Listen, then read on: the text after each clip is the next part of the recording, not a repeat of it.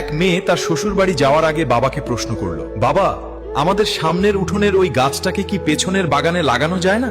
তখন মেয়েটির বাবা তাকে উত্তর দিয়ে বলল, ওই গাছটা হলো 4 বছরের পুরনো একটা গাছ, এটা এখন অন্য কোথাও লাগানো একদমই সম্ভব না। এখন যদি এই গাছটাকে অন্য কোনো জায়গায় নিয়ে লাগানো হয়, তবে সেটা নতুন মাটিতে নিজেকে মানিয়ে নিতে পারবে না এবং গাছটা মরে যাবে। নিজের বাবার মুখে এই কথা শোনার পর মেয়েটা তখন হাউমাউ করে কাঁদতে কাঁদতে বাবাকে বলতে লাগলো, আচ্ছা বাবা, একটা কথা বলো তো, 4 বছরের একটা পুরনো গাছ যদি অন্য জায়গায় নিজেকে মানিয়ে নিতে না পারে, নতুন মাটিতে নিজেকে একদমই বাঁচিয়ে রাখতে না পারে, তাহলে আমি তো তোমার এই ঘরে 20 বছরের পুরনো একটা মেয়ে। আমি তো কোনো সামান্য একটা গাছ নই বাবা, আমি তো তোমারই মেয়ে। তাহলে তুমিই বলো, আমি কিভাবে অন্যের একটা নতুন বাড়িতে গিয়ে নিজেকে মানিয়ে নিব আর নিজেকে সম্পূর্ণ বাঁচিয়ে রাখবো বাবা?